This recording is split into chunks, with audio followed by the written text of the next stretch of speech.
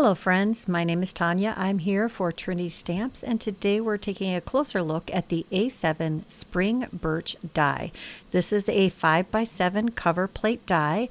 It creates a piece that will cover an entire 5x7 card, and it has this embossed edge detail on the inside of the frame. Here is a close-up look at what this die looks like when you cut it out. I took a piece of 5x7, no, this is probably 5.5 by 7.5 inch heavyweight white cardstock, and I die cut that.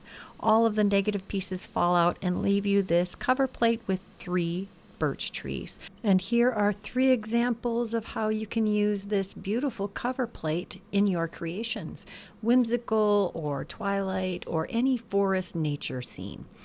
If you enjoyed this video, please give it a thumbs up. If you haven't subscribed to this channel, please take a moment to do that now.